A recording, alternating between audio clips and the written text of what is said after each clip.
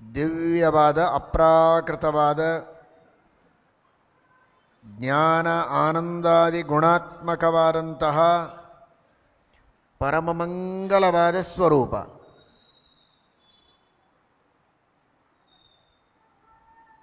ಜನಗಳಿಗೆ ಈ ಮಾತನ್ನು ಕೇಳಿದಾಗ ಅದು ಏನು, ಹೇಗಿರ್ಲಿಕ್ಕೆ ಸಾಧ್ಯ ಅಂತ ಒಂದು ಮನಸ್ಸಿನಲ್ಲಿ ಆಲೋಚನೆ ಬರುತ್ತೆ. ರಕ್ತ ಮಾಂಸಗಳಿಂದ, ಅಸ್ಥಿ ಇವುಗಳಿಂದೆಲ್ಲ ನಿರ್ಮಿತವಾದ ದೇಹ ನಾವೆಲ್ಲ ನೋಡಿದ್ದು ನಮ್ಮ ಅನುಭವಕ್ಕಿದೆ, ಹೀಗಿರುತ್ತೆ ಅಂತ ತಿಳ್ಕೋಬಹುದು. ಜ್ಞಾನ ಆನಂದ ಮೊದಲಾದ ಗುಣಗಳೇ ಶರೀರವಾಗಿವೆ ಪರಮಾತ್ಮನಿಗೆ ಅಂದರೆ ಹೇಗೆ ಅರ್ಥ ಮಾಡಿಕೊಳ್ಳೋದು? ಅದು ಹೇಗಿರುತ್ತೆ ಶರೀರ ಅಂತ? ಕಣ್ಣಿರ್ತದೋ ಇಲ್ವೋ, ಕೈ ಇರುತ್ತೋ, ಕಾಲಿರುತ್ತೋ, ಇರೋದಿಲ್ವೋ, ರಕ್ತ ಇರ್ತದೋ ಇರೋದಿಲ್ವೋ, ಮಾಂಸ ಅಸ್ಥಿಗಳು,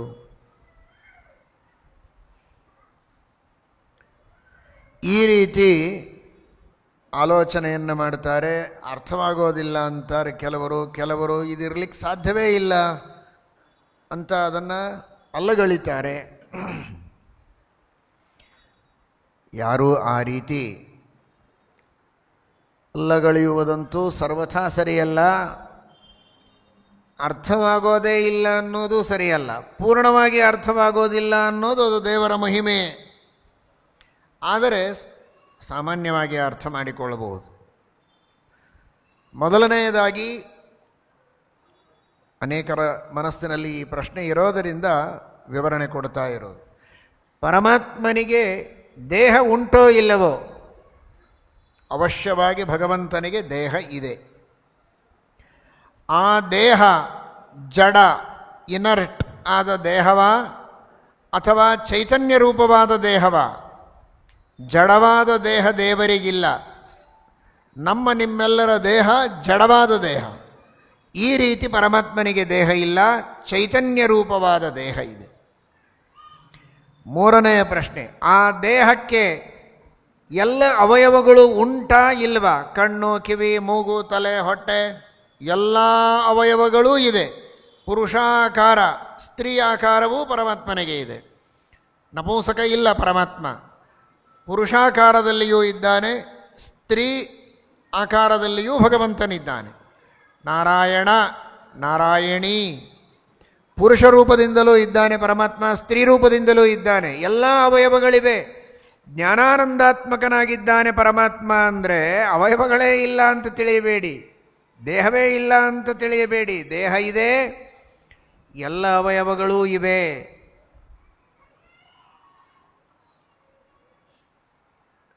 ಹೊರಗಿನ ಅವಯವಗಳು ಮಾತ್ರ ಅಲ್ಲ, ಮೇಲ್ ಕಾಣೋದಕ್ಕೆ ಏನೋ ಒಂದು ಕೇವಲ ಆಕಾರ, ಅಸ್ಥಿ, ಮಾಂಸ, ರಕ್ತ ಎಲ್ಲವೂ ಇದೆ. ನತಸ್ಯ ಪ್ರಾಕೃತ ಮೂರ್ತಿ ಮಾಂಸ ಮೇಧೋಸ್ಥಿ ಸಂಭವ ಅಂತ ಭಾಗವತ ತಾತ್ಪರ್ಯದಲ್ಲಿ ಹೇಳಿದ್ದಾರೆ. ಮಾಂಸ ಇಲ್ಲ, ಮೇಧಸ್ಸಿಲ್ಲ, ಅಸ್ಥಿ ಇಲ್ಲ ಅನ್ನೋ ತರಹ ಆ ಮಾತಿಗೆ ವ್ಯಾಖ್ಯಾನವನ್ನು ಮಾಡುವಾಗ ತಿಳಿಸಿಕೊಡ್ತಾರೆ. ಪ್ರಾಕೃತವಾದ ಮಾಂಸ ಇಲ್ಲ, ಜಡವಾದ ಮಾಂಸ, ಮೇಧಸ್ಸು, ಅಸ್ಥಿ ಪರಮಾತ್ಮನಿಗೆ ಇಲ್ಲ. ಜ್ಞಾನಾನಂದಾತ್ಮಕವಾದಂತಹ ಮಾಂಸವೂ ಇದೆ, ಮೇಧಸ್ಸೂ ಇದೆ, ಅಸ್ಥಿಯೂ ಇದೆ, ಎಲ್ಲವೂ ಇದೆ. ಪರಮಾತ್ಮನ ಯಾವ ಯಾವ ಅವಯವಗಳಿಂದ ಏನೇನು ಹುಟ್ಟಿದೆ ಅಂತ ಶ್ರೀಮದ್ಭಾಗವತ ವರ್ಣನೆ ಮಾಡುತ್ತದೆ. ಆದ್ದರಿಂದ ಪರಮಾತ್ಮನಿಗೆ ಎಲ್ಲ ಅವಯವಗಳೂ ಉಂಟು, ಎಲ್ಲ ಧಾತುಗಳು ಉಂಟು, ಮಾಂಸ, ಮೇಧಸ್ಸು ಮೊದಲಾದವುಗಳು, ರಕ್ತವೂ ಇದೆ. ಆದರೆ ಎಲ್ಲವೂ ಚೈತನ್ಯ ರೂಪವಾದದ್ದು, ಯಾವುದೂ ಜಡ ಅಲ್ಲ. ಉದಾಹರಣೆಗೆ ಹೇಳುವುದಾದರೆ, ಒಂದು ಸಕ್ಕರೆಯ ಗೊಂಬೆ. ಆ ಸಕ್ಕರೆಯ ಗೊಂಬೆಯನ್ನು ತೆಗೆದುಕೊಂಡ್ರೆ ಸುಂದರವಾದ ಒಂದು ಕಣ್ಣು, ಮೂಗು, ಒಳ್ಳೆ ಸುಲಕ್ಷಣವಾದ ಒಂದು ಗೊಂಬೆಯನ್ನು ಒಬ್ಬರು ತಯಾರು ಮಾಡಿಟ್ಟಿದ್ದಾರೆ. ಈ ಗೊಂಬೆ ಇದು ಎಂಥದ್ದು? ಇದು ಬರೀ ಸಕ್ಕರೆನೇ. ಬರೀ ಸಕ್ಕರೆ ಅಂದರೆ ಸಕ್ಕರೆ ಮುದ್ದಿನ, ಅದು ಸಕ್ಕರೆ ಮುದ್ದಿ ಅಲ್ಲ. ಅದಕ್ಕೆ ತಲೆ ಇದೆ, ಕೈ ಇದೆ, ಕಾಲಿದೆ, ಕಣ್ಣಿದೆ, ಎಲ್ಲ ಇದೆ. ಆದರೆ ಯಾವುದು ಈ ಹೊರಗಿನ ರಕ್ತ ಮಾಂಸಾದಿಗಳಂತೆ ಇರುವಂಥ ಹೊರಗಿನ ಕಣ್ಣು ಕೈ ಕಾಲು ಕಿವಿ ಅಂಥದ್ದಲ್ಲ, ಸಕ್ಕರೆದೇ ಎಲ್ಲ. ಆದರೆ ಕಣ್ಣು ಕೈ ಕಾಲುಗಳು ಇವೆಯೋ ಇಲ್ಲವೋ ಪ್ರಶ್ನೆಗೆ ಉತ್ತರ ಇದೆ. ಆದರೆ ನಮ್ಮದಿದ್ದ ಹಾಗೆ ಇದೆಯಾ? ಅಲ್ಲ, ಎಲ್ಲವೂ ಸಿಹಿ ಸಕ್ಕರೆಯಿಂದಲೇ ಮಾಡಿದ್ದು. ಹೇಗೋ ಇದು ಉದಾಹರಣೆ ಪೂರ್ಣವಾಗಿ ಸರಿ ಹೋಗೋದಿಲ್ಲ, ಯಾಕೆಂದರೆ ಇದು ಒಳಗೆ ಮಾಂಸ ಅಸ್ಥಿ ಎಲ್ಲ ಏನಿರೋದಿಲ್ಲ, ಇದಕ್ಕೆ ನರ ನಾಡಿಗಳೆಲ್ಲ ಇರುವುದಿಲ್ಲ. ಆದರೆ ಹಾಗೂ ಮಾಡಿದರೆ ಹೇಗೋ ಹಾಗೆ ಪರಮಾತ್ಮನದು ಸಕ್ಕರೆದು ಅಲ್ಲ. ಮತ್ತೆ ಸಕ್ಕರೆ ಅಂತ ತಿಳ್ಕೋಬೇಡಿ, ಪರಮಾತ್ಮನದು ಜ್ಞಾನಾನಂದಗಳಿಂದ, ಜ್ಞಾನಾನಂದಾದಿ ಸಕಲ ಗುಣಗಳೇ ಅತ್ಯದ್ಭುತವಾದ ಅಪ್ರಾಕೃತವಾದ ಚಿನ್ಮಯವಾದಂತಹ ಆ ಭಗವದ್ ದ್ರವ್ಯವೇ ಕಣ್ಣು ಕೈ ಕಾಲು ಮೂಗು ರಕ್ತ ನರ ನಾಡಿ ಎಲ್ಲ ರೂಪದೊಳಗೂ ಇದೆ. ಆದರೆ ಎಲ್ಲವೂ ಸಕ್ಕರೆ ಇದ್ದ ಹಾಗೆ ಎಲ್ಲವೂ ಜ್ಞಾನಾನಂದಾದಿ ಗುಣಸ್ವರೂಪವಾದದ್ದಿದೆ ಅಂತ ಅರ್ಥವೇ ಹೊರತು ಏನೂ ಇಲ್ಲ. ನಿರಾಕಾರವಾಗಿ ಹೀಗೆ ದೇವರು ಅಂದರೆ ಏನು ಆಕಾರ ಇಲ್ಲದೆ ಇರುವಂತಹದ್ದೇ ದೇವರು ಅಂತ ಸರ್ವಥಾ ತಿಳಿಯುವುದಲ್ಲ. ಪ್ರಾಕೃತ ಆಕಾರ ಇಲ್ಲ, ಅಪ್ರಾಕೃತ ಆಕಾರ ಇದೆ ಅನ್ನುವುದನ್ನು ಚೆನ್ನಾಗಿ ಅರ್ಥ ಮಾಡಿಕೊಳ್ಳಬೇಕು. ಕೆಲವು ಶಬ್ದಗಳಿಗೆಲ್ಲ ಸರಿಯಾಗಿ ಅರ್ಥವನ್ನು ತಿಳಿಯಬೇಕು. ಅಸ್ಥಿ ಅಂತನ್ನುವ ಶಬ್ದವೇ ಅಮಂಗಲ ಅಂತ ಕೆಲವರು ತಿಳಿದುಕೊಂಡಿದ್ದಾರೆ. ದೊಡ್ಡವರಿಗೆ ಅಸ್ಥಿಗಳಿವೆ ಅಂತ ನೀವು ಹೇಗೆ ಹೇಳ್ತೀರಿ ಅಂತ. ಯಾರಾದರೂ ದೇವರಿಗಿಂತ ದೊಡ್ಡವರು ಅಂತ ಪ್ರಪಂಚದೊಳಗಿದ್ದರೆ ಅವರಿಗೆ ಅಸ್ಥಿಗಳಿವೆ ಅಂತ ನಾವು ಹೇಳೋದು ಬೇಡ. ಯಾಕಂದರೆ ದೇವರಿಗೆ ಅಸ್ಥಿಗಳಿವೆ ಅಂತ ಭಾಗವತ ಹೇಳಿದೆ. ಕುಕ್ಷಿಸ್ಸಮುದ್ರಾಹ ಗಿರಯೋಸ್ಥಿ ಸಂಘಾಹ, ಪರಮಾತ್ಮನ ಅಸ್ಥಿಗಳಿಂದಲೇ ಎಲ್ಲ ಪರ್ವತಗಳ ಉತ್ಪತ್ತಿ ಆಯಿತು ಅಂತ ಭಾಗವತ ಹೇಳುತ್ತದೆ. ದೇವರಿಗೆ ಅಸ್ಥಿಗಳಿವೆ ಅಂತ ಭಾಗವತ ಹೇಳುತ್ತದೆ. ಹಾಗಾದರೆ ಪ್ರಾಚೀನರ ಮಹಾನುಭಾವರ ದೊಡ್ಡ ದೊಡ್ಡ ಯತಿಗಳ ವೃಂದಾವನಗಳಲ್ಲಿ ಆ ವೃಂದಾವನಗಳ ಮಹತ್ವ ಏನು ಅಂತ ತಿಳಿಸುವಾಗ ಆ ಯತಿಗಳ ಮಹಾನುಭಾವರಾದ ಯತಿಗಳ ಅಸ್ಥಿಗಳಲ್ಲಿ ಪರಮಾತ್ಮನ ವಿಶೇಷವಾದ ಸನ್ನಿಧಾನ ಇರ್ತದೆ ಅಂತ ಅನೇಕ ಪ್ರಮಾಣ ವಚನಗಳಲ್ಲಿ ಹೇಳ್ತಾರೆ. ಅವರ ತಪಸ್ಸು, ಅದಕ್ಕೆ ಉದಾಹರಣೆ ಕೊಡೋದು ದಧೀಚಿ ಋಷಿಗಳ ಅಸ್ಥಿ. ಏನು ಅಸ್ಥಿ ಅದು? ಎಂಥ ಅಸ್ಥಿ! ಯಾವ ದಧೀಚಿ ಋಷಿಗಳ ಅಸ್ಥಿಯೇ ವಜ್ರಾಯುಧ ಆಯಿತು. ಯಾವ ವಜ್ರಾಯುಧದಿಂದ ಎಲ್ಲ ದೈತ್ಯರ ಸಂಹಾರವನ್ನು ಇಂದ್ರದೇವರು ಮಾಡುತ್ತಾರೆ. ಅಂಥ ಅಸ್ಥಿಯ ಶಕ್ತಿ ಅದು, ಮೂಲ ಇರೋದ ಅಸ್ಥಿನೇ ಅದು. ದಧೀಚಿ ಋಷಿಗಳ ಅಸ್ಥಿ ಅಂತ ವಿದ್ಯಾವ್ರತ ತಪಸ್ಸಾರಂ ಬ್ರಹ್ಮದೇವರು ಹೇಳುವ ಮಾತು. ಗಾತ್ರಂ ಯಾಚತ ಮಾಚಿರಂ, ಅವರ ವಿದ್ಯೆ, ಅವರ ವ್ರತ, ಅವರ ತಪಸ್ಸು, ಅದರ ಸಾರ ಅದು ಅವರ ಶರೀರದಲ್ಲಿ ಅಸ್ಥಿಯ ರೂಪದಲ್ಲಿದೆ. ಅದನ್ನು ನೀವು ಬೇಡಿ ತೆಗೆದುಕೊಳ್ಳಿ ಅಂತ ಅದನ್ನು ತೆಗೆದುಕೊಳ್ತಾರೆ. ಅಲ್ಲಿ ಪರಮಾತ್ಮ ತನ್ನ ತೇಜಸ್ಸನ್ನು ಮುಖ್ಯವಾಗಿ ಇಡ್ತಾನೆ, ಅದರಿಂದ ಅಸುರರ ಸಂಹಾರಾದಿಗಳನ್ನು ಮಾಡುತ್ತಾರೆ. ಹೇಗೋ ಹಾಗೆ ಆ ಮಹಾನುಭಾವರು ಯತಿಗಳು ಮಾಡಿದ ಸಾಧನೆ, ತಪಸ್ಸು, ಅವರು ಗಳಿಸಿದ ವಿದ್ಯೆ, ಅವರು ಅನುಷ್ಠಾನ ಮಾಡಿದ ವ್ರತ, ಅದರಿಂದ ಬಂದ ಪುಣ್ಯ, ಅದರಿಂದ ಬಂದ ತೇಜಸ್ಸು, ಅದರ ಸಾರ ಅದು ಅಸ್ಥಿಯಲ್ಲಿರುತ್ತದೆ ಅನ್ನುವುದಕ್ಕಾಗಿ. ಅಷ್ಟೇ ಅಲ್ಲ, ಆ ತರಹದ ಅಸ್ಥಿಯಿಂದ ನಿರ್ಮಿತವಾದ ಅಸ್ಥಿ ಇಟ್ಟು ಅದರ ಮೇಲೆ ಇರುವಂತಹ ವೃಂದಾವನ, ಅದರ ಸೇವೆಯನ್ನು ಮಾಡಿದರೆ ಇಷ್ಟ ಅರ್ಥಗಳು ಬರ್ತದೆ ಅಂತ ಜ್ಞಾನಿಗಳ ಮಹತ್ವವನ್ನು ನಾವು ಹೇಳಿದಾಗ, ಇದೇನು ಜ್ಞಾನಿಗಳ ಶರೀರದಲ್ಲಿ ಅಸ್ಥಿ ಇದೆ ಅಂತ ಹೇಳ್ತೀರಿ, ಜ್ಞಾನಿಗಳಿಗೆ ಅಪಚಾರವಾಗಿದೆ ಅಂತ ಅನೇಕ ಜನ ಅದರ ಬಗ್ಗೆ ಮಾತನಾಡಿಕೊಂಡು ವಿನಾಕಾರಣವಾಗಿ ಗೊಂದಲವನ್ನು ಸಮಾಜದಲ್ಲಿ ಸೃಷ್ಟಿ ಮಾಡುತ್ತಾರೆ. ಅವರಿಗೆ ಒಂದೇ ಉತ್ತರ, ದೇವರಿಗೆ ಅಸ್ಥಿ ಇದೆ ಅಂತ ಪ್ರಮಾಣಗಳಲ್ಲಿ ಉಂಟು. ಅಸ್ಥಿಗಳಿದೆ ಅಂತ ಜ್ಞಾನಿಗಳಿಗೆ ಹೇಳಬಾರದು ಅಂದರೆ ದೇವರಿಗಿಂತ ದೊಡ್ಡ ಜ್ಞಾನಿಗಳು ಯಾರಾದರೂ ಇದ್ದರೆ ಅವರಿಗೆ ಹೇಳಬಾರದು. ಅಂಥವರನ್ನು ತೆಗೆದುಕೊಂಡು ಬಂದರೆ ಹೇಳೋದನ್ನು ಬಿಡಬಹುದು. ಇದರ ಅಭಿಪ್ರಾಯ ವಿನಾಕಾರಣವಾಗಿ ಶಬ್ದಗಳ ಅಭಿಪ್ರಾಯವನ್ನು ಸರಿಯಾಗಿ ತಿಳಿಯದೆ ಈ ರೀತಿಯ ವಿಮರ್ಶೆಗಳನ್ನು ಮಾಡುವುದು ಸರಿಯಲ್ಲ. ಇತ್ತೀಚೆಗೆ ಮಹಾನುಭಾವರಿಗೆ, ದೊಡ್ಡ ದೊಡ್ಡ ಜ್ಞಾನಿಗಳಿಗೆ, ಉದಾಹರಣೆಗೆ ಶ್ರೀಪಾದರಾಜರು ಮಹಾನುಭಾವರು ನಿತ್ಯದಲ್ಲಿ 64 ಭಕ್ಷ್ಯಗಳನ್ನು ದೇವರಿಗೆ ಸಮರ್ಪಣೆ ಮಾಡಿ ಮಹಾವಿರಕ್ತ ಶಿಖಾಮಣಿಗಳಾಗಿದ್ದರು. ಭಗವಂತನ ನೈವೇದ್ಯ ಅನ್ನುವ ದೃಷ್ಟಿಯಲ್ಲಿ ದೇವರ ಪ್ರಸಾದ ಅಂತ ಅದನ್ನು ಸ್ವೀಕಾರ ಮಾಡ್ತಾ ಇದ್ದರು. ಇದು ಅವರ ಸುಖ ಪ್ರಾರಬ್ಧ ಅಂತ. ಅದೇನು ಜ್ಞಾನಿಗಳಿಗೆ ಪ್ರಾರಬ್ಧ ಇದೆ ಅಂತಂತಾರೆ. ಪ್ರಾರಬ್ಧ ಅನ್ನೋದು ಇದು ಸಾಮಾನ್ಯರಿಗೆ, ನಮ್ಮಂಥವರಿಗೆಲ್ಲ ಹೇಳಬೇಕು. ಜ್ಞಾನಿಗಳಿಗೂ ಪ್ರಾರಬ್ಧ ಅಂತ ಈ ರೀತಿ ಹೇಳಬಹುದೇ, ಶಬ್ದದ ಪ್ರಯೋಗ ಮಾಡಬಹುದೇ ಅಂತ ಚರ್ಚೆಗಳನ್ನು ಅನೇಕ ವಿಶಿಷ್ಟವಾದಂತಹ ಪ್ರಸಂಗಗಳಲ್ಲಿ ಈ ತರಹದ ಚರ್ಚೆಗಳು ನಡೆದು ಸರ್ವಥಾ ಆ ರೀತಿಯ ಶಬ್ದ ಪ್ರಯೋಗ ಮಾಡಬಾರದು ಅನ್ನುವಂತಹ ನಿರ್ಣಯಗಳನ್ನು ಕೆಲವರು ತೆಗೆದುಕೊಳ್ತಾರೆ. ಇದು ನಿಜವಾಗಿ ಮಧ್ವ ಸಿದ್ಧಾಂತದ ಎಂತಹ ದೊಡ್ಡದಾದಂತಹ ಪ್ರಮೇಯ ಇದು. ಯಾವುದನ್ನು ಶ್ರೀಮದ್ ಆಚಾರ್ಯರು ನೇರವಾಗಿ ಹೇಳುತ್ತಾರೆ, ಶ್ರೀಮದ್ ಟೀಕಾಕೃತ್ಪಾದರು ಹೇಳುತ್ತಾರೆ, ಬ್ರಹ್ಮದೇವರಿಗೆ ಪ್ರಾರಬ್ಧ ಇದೆ ಅಂತಾರೆ, ಸುಖ ಪ್ರಾರಬ್ಧ. ಹಾಗಾದರೆ ಯತಿಗಳನ್ನು, ಇವತ್ತಿನ ದಾಸರುಗಳನ್ನು ಬ್ರಹ್ಮದೇವರಿಗಿಂತಲೂ ದೊಡ್ಡವರು ಅಂತ ಉಪಾಸನೆ ಮಾಡಿದಾಗ ಆಗತ್ತೆ. ಪ್ರಾರಬ್ಧ ಅಂತ ಅನ್ನಬಾರದು. ಪ್ರಾರಬ್ಧ ಅಂತಂದರೆ ಅದು ಅವಮಾನ ಅಂದರೆ. ಹಾಗಾದರೆ ಬ್ರಹ್ಮದೇವರಿಗೆ ಪ್ರಾರಬ್ಧ ಇದೆ ಅಂತ ಶಾಸ್ತ್ರ ಹೇಳುತ್ತದೆ. ಬ್ರಹ್ಮದೇವರು ಪ್ರಾರಬ್ಧ ಕರ್ಮದ ಭೋಗವನ್ನು 100 ವರ್ಷದೊಳಗೆ ಮಾಡ್ತಾರೆ ಅಂತ ಅನುವ್ಯಾಖ್ಯಾನದೊಳಗೆ ಶ್ರೀಮದಾಚಾರ್ಯರು ಹೇಳ್ತಾರೆ. ಬ್ರಹ್ಮಣಸ್ತ್ವೇವ ತಾವತ್ವಂ 50 ಬ್ರಹ್ಮಣಸ್ತತಃ ಅಂಥೇಳಿ ಇನ್ನುಳಿದವರಿಗೆ ರುದ್ರದೇವರಿಗೆ 41 ಬ್ರಹ್ಮಕಲ್ಪಗಳವರೆಗೆ ಪ್ರಾರಬ್ಧ ಭೋಗ ಅಂತ ಹೇಳ್ತಾರೆ. ಇಷ್ಟು ಸ್ಪಷ್ಟವಾಗಿ ಬ್ರಹ್ಮದೇವರನ್ನು ಆರಂಭ ಮಾಡಿಕೊ, ಲಕ್ಷ್ಮೀನಾರಾಯಣರಿಗಿಬ್ಬರಿಗಿಲ್ಲ, ಆದರೆ ಬ್ರಹ್ಮದೇವರನ್ನು ಆರಂಭ ಮಾಡಿಕೊಂಡು ಎಲ್ಲರಿಗೂ ಕೂಡ ಪ್ರಾರಬ್ಧ ಕರ್ಮ ಇದೆ, ಪ್ರಾರಬ್ಧ ಕರ್ಮದ ಭೋಗ ಅಂತ. ಪ್ರಾರಬ್ಧ ಅಂದರೆ ಅದು ಕೆಟ್ಟದ್ದು, ಕಷ್ಟ, ದುಃಖ ಅಂತ ಅರ್ಥ ಮಾಡಿಕೊಂಡದ್ದೇ ತಪ್ಪು. ಯಾವ ಕರ್ಮದ ಫಲವನ್ನು ಜ್ಞಾನಿಗಳು ಭೋಗ ಮಾಡುವುದಕ್ಕೆ ಪ್ರಾರಂಭ ಮಾಡುತ್ತಾರೆ ಅದು ಪ್ರಾರಬ್ಧ. ಇದು ಜ್ಞಾನಿಗಳ ವಿಷಯದಲ್ಲಿ. ನಮ್ಮಂತಹ ಅಜ್ಞಾನಿಗಳ ವಿಷಯದಲ್ಲಿ ಯಾವ ಕರ್ಮದ ಫಲವನ್ನು ನಾವು ಭೋಗ ಮಾಡಲಿಕ್ಕೆ ಪ್ರಾರಂಭ ಮಾಡುತ್ತೇವೋ ಅದು ಪ್ರಾರಬ್ಧ. ಜ್ಞಾನಿಗಳು ಯಾವ ಕರ್ಮದ ಫಲವನ್ನು ಭೋಗ ಮಾಡುವುದಕ್ಕೆ ಪ್ರಾರಂಭ ಮಾಡುತ್ತಾರೋ ಅದು ಪ್ರಾರಬ್ಧ. ಅದು ಪುಣ್ಯ ಆಗಿದ್ದರೆ ಪುಣ್ಯ ಪ್ರಾರಬ್ಧ, ಅದಕ್ಕೆ ಸುಖ ಪ್ರಾರಬ್ಧ ಅಂತಾರೆ. ಹೀಗಿರುವಾಗ ಆ ಪ್ರಾರಬ್ಧ ಶಬ್ದದ ಅರ್ಥವನ್ನೂ ಸರಿಯಾಗಿ ತಿಳಿಯದೆ ಪ್ರಾರಬ್ಧ ಎಂಬ ಶಬ್ದದ ಪ್ರಯೋಗವನ್ನು ಅಂಥವರಲ್ಲಿ ಮಾಡಬಾರದು ಅನ್ನುವ ವಿಷಯವನ್ನು ಸಮಾಜದ ಮುಂದೆ ಇಟ್ಟರೆ ಮಧ್ವ ಸಿದ್ಧಾಂತದ ಮೂಲ ಪ್ರಮೇಯಗಳ ಬಗ್ಗೆ ತಪ್ಪು ಕಲ್ಪನೆಯನ್ನು ಸಮಾಜದಲ್ಲಿ ಮೂಡಿಸಿದರೆ ಎಲ್ಲಿ ಹೋಗಬೇಕು ಸಿದ್ಧಾಂತ? ಸರಿಯಾಗಿ ಸಿದ್ಧಾಂತದ ಬಗ್ಗೆ ತಿಳುವಳಿಕೆಯನ್ನು ಸಮಾಜದ ಮುಂದೆ ಇಡುವುದು ಲೇಸು. ಇಲ್ಲದಿದ್ದರೆ ಗಂಭೀರವಾಗಿರುವುದು ಅತೀ ಉತ್ತಮವಾದಂತಹ ಪಕ್ಷ. ಶುಭಮರಕತ ವರ್ಣ, ವೇದವ್ಯಾಸದೇವರ ಆ ದಿವ್ಯವಾದಂತಹ ತೇಜಸ್ಸು, ಎಂಥ ತೇಜಸ್ಸು, ಎಂಥ ಬಣ್ಣ! ನೀಲಮೇಘ ಶ್ಯಾಮ, ಇಂದ್ರ ನೀಲಮಣಿಯಂತೆ, ಮರಕತ ಮಣಿಯಂತೆ, ಹರಿನ್ಮಣಿಯಂತೆ, ಇಂದ್ರ ನೀಲಮಣಿಯಂತೆ ನೀಲಮೇಘ ಶ್ಯಾಮನಾಗಿ ಪರಮಾತ್ಮ ಇರ್ತಾನೆ. ಕೃಷ್ಣನೂ ಹಾಗೆ, ವೇದವ್ಯಾಸದೇವರು ಹಾಗೆ.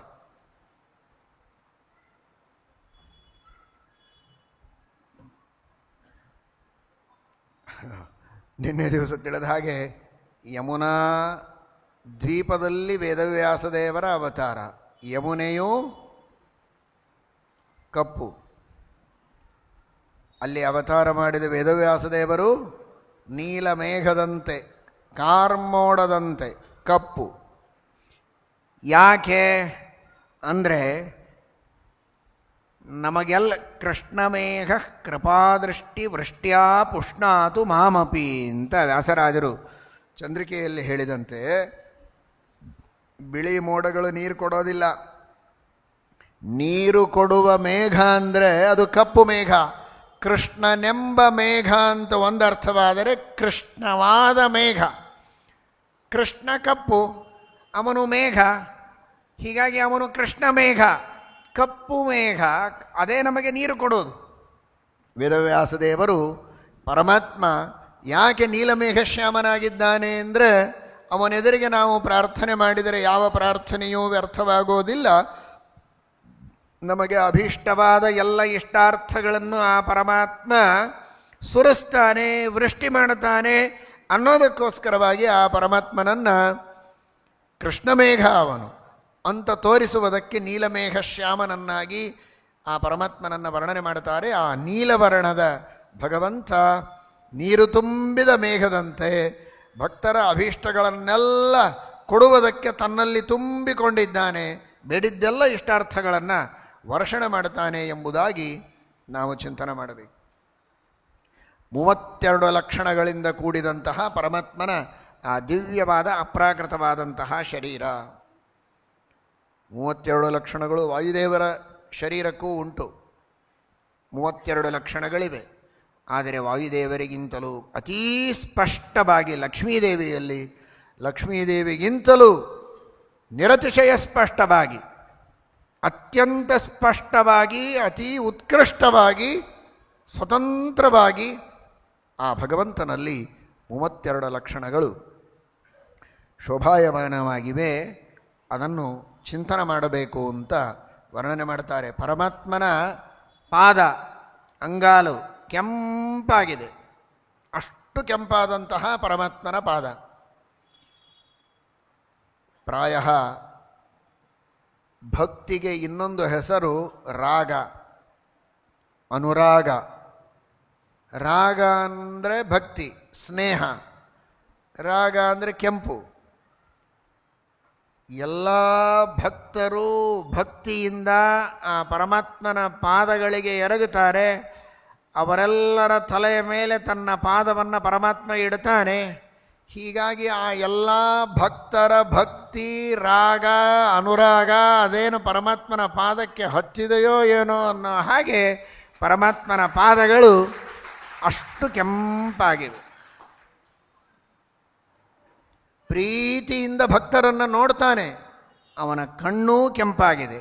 ಕಣ್ಣು ಕೆಂಪಾಗಿದೆ ಅಂದರೆ ಸಿಟ್ಟಿಗೆ ಬಂದವರ ಕಣ್ಣು ಕೆಂಪಾಗಿರ್ತದೆ, ಇನ್ನೇನೋ ಮಾಡಿದವರ ಕಣ್ಣೆಲ್ಲ ಕೆಂಪಾಗಿರ್ತದೆ. ಆ ತರಹ ಕೆಂಪಾದದ್ದಲ್ಲ ಇದು. ಆ ಕಣ್ಣಿನ ಕೊನೆ ಭಾಗ, ಪ್ರಾಂತ್ಯ ಭಾಗ ಮಾತ್ರ ಕೆಂಪು. ಮಧ್ಯದಲ್ಲಿರುವ ರೇಖೆಗಳು ಮಾತ್ರ ಸೂಕ್ಷ್ಮ ರೇಖೆಗಳು ಕೆಂಪು.